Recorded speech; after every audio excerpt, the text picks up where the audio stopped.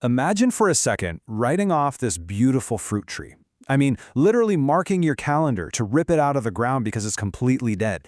But then, you watch it push out these vibrant, brand new green shoots just 3 weeks later. Sounds impossible, right? Well, the absolutely crazy part is that it wasn't saved by some massive, expensive chemical intervention. Nope, it was saved by everyday household scraps. Okay, let's dive into this. The source material we're exploring today shares this incredibly high-stakes story about a 6-year-old frost peach tree sitting in a Sacramento backyard. Midsummer hits, and its leaves had totally crisped up and dropped off. The creator was practically holding the shovel ready to pull the whole thing out. But, as an absolute last resort, they decided to pour this super simple, homemade mix right around its roots. And get this, 3 weeks later, boom, green shoots sprouting from the lower branches. 6 weeks later, an entire foot of new growth. Now, this wasn't just some lucky fluke. This was the result of over 20 years of fertilizer trial and error, literally killing plants and taking meticulous notes to figure out what actually truly works. And honestly, that brings us right to the guiding philosophy of our explainer today. It's a fantastic bit of practical wisdom from a master balcony gardener named Gloria, who says, "The best fertilizer is the one you actually use." I mean, it hits the nail right on the head, doesn't it? Because that fancy $30 bottle you bought from the garden center, it doesn't do a lick of good if it just sits there on the shelf. So today, we are counting down 10 fast-acting, totally free or incredibly cheap DIY fertilizers. We're going to start from the absolute simplest and work our way up to the most powerful, eventually climaxing with the exact secret mix that saved that dying peach tree. So let's get right to it and see how this builds. Starting off at number 10, banana peel water. Now, this is what you might call the gateway fertilizer. It's exactly where pretty much everyone should start. Why? Well, mostly because there's a good chance you ate a banana this very morning and tossed the peel directly into the trash without even a second thought. The process here is incredibly simple. You just chop up 2 peels, drop them into a quart jar of regular tap water, and just let it sit right there on the counter for about 48 hours. When you strain it off, what you're left with is water that has essentially leached all that amazing potassium straight from the peels. And plants? They pull incredibly hard on potassium when they're trying to push out blossoms and hold on to their fruit. Think tomatoes and peppers. When the creator tried this out on some seriously underperforming tomatoes, brand new blossoms actually set within a single week. Oh, and hey, do me a favor and keep this specific ingredient in the back of your mind, okay? Because the banana peel is going to make a very surprising return in our final mystery recipe. Moving right down our countdown to number 9, used coffee grounds. Listen. If you've got acid-loving plants in your garden, we're talking blueberries, hydrangeas, or azaleas, this stuff is an absolute game changer. They carry a really gentle, slow-release dose of nitrogen, and they run just mildly acidic. And the absolute best part? You can usually get actual buckets of this stuff totally for free, just by asking the barista at your local coffee shop. But hold on, application here is everything. You cannot, and I mean do not, just dump a thick pile of used grounds right at the base of your plant. Wet coffee grounds will actually mat up and shed water almost like a wax coating, which literally blocks hydration. Not what we want. Instead, you'll want to take about a half cup and just gently scratch it right into the soil surface, then water it in nicely. Do this right, and you're going to see this beautiful, rich, deeper green in your plant's leaves in just about 10 to 14 days. Coming in hot at number 8 is crushed eggshell powder. Now, a lot of people think you can just crush the shells up with your hands and toss them in, but actually scratch that. That doesn't work. They just don't break down fast enough that way. You've got to follow a very specific process here. Bake them for a bit to completely dry them out. Grind them down into a super fine, almost flour-like powder, and then add exactly 1 tablespoon right into your transplant hole. Doing it this way makes the calcium instantly available to the roots. And that is absolutely crucial because it completely prevents blossom end rot. You know, that really ugly, sunken black spot that completely ruins your tomatoes before they even have a chance to ripen. Now, what's really fascinating about number 7, wood ash, is just how strict the rules are for using it. If you have a fireplace, you are basically sitting on a gold mine of potassium and lime. It's absolutely amazing for things like tomatoes, garlic, and brassicas. But you really must respect the limits on this one. You can never ever use ash from treated lumber, and you have to keep it far, far away from acid-loving plants like blueberries and potatoes.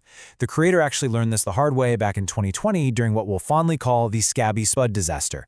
Basically, making the soil too alkaline gave half an entire row of potatoes this really nasty skin disease. So yeah, use with caution.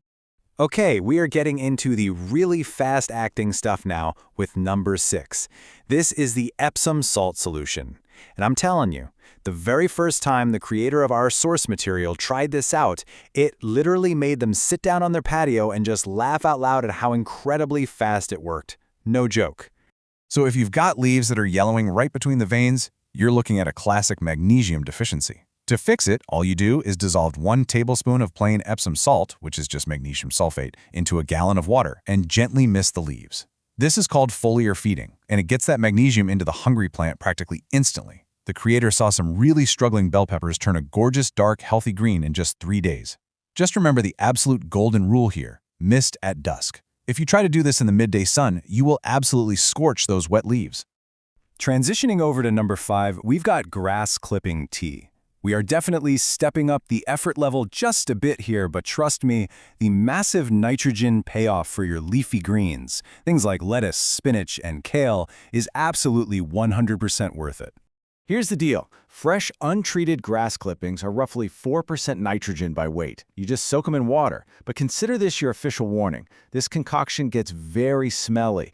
By day 4, it honestly smells like something died in your yard. By day 5, it will literally clear a room. So the sweet spot you're aiming for is exactly 3 days. Once you hit day 3, strain out that dark green liquid, dilute it 1-to-1 with regular water, and pour it on. You will be rewarded with a massive, beautiful flush of new leafy growth in about 5 days flat.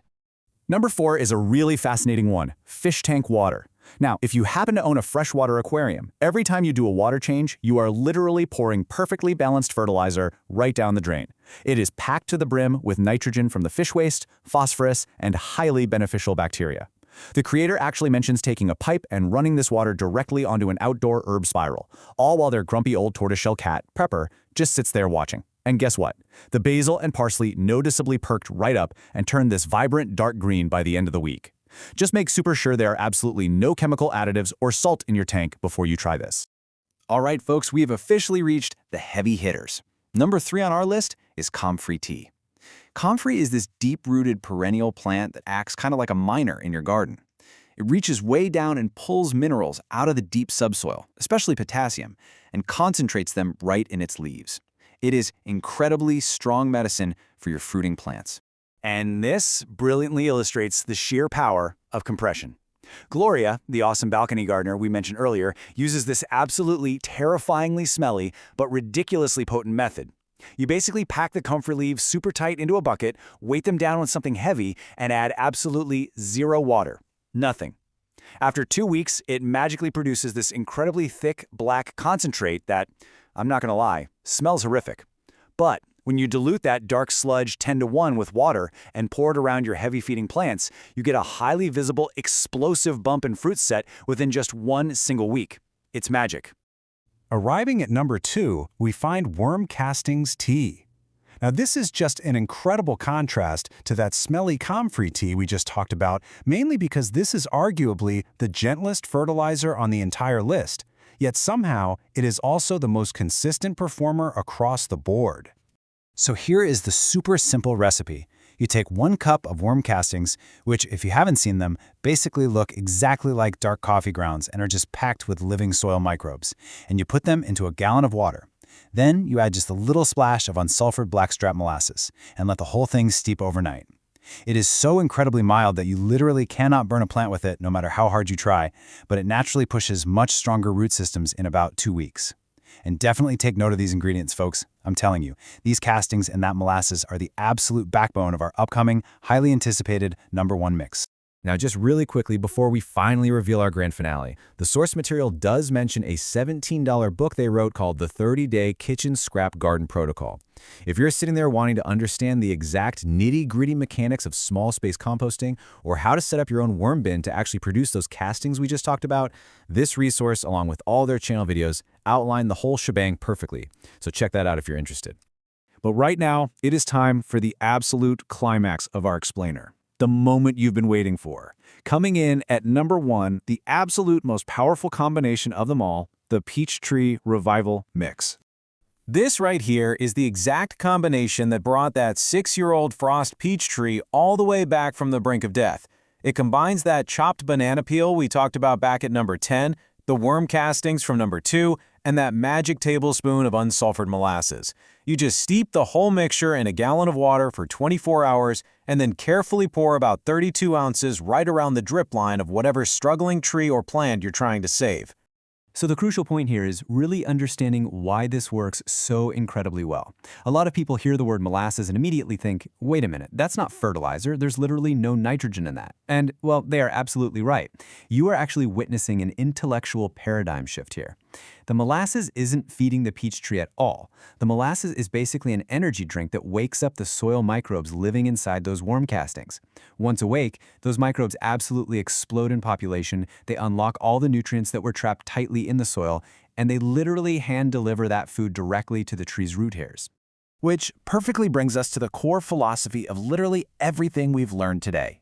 Feed the soil, not the plant. It's that simple.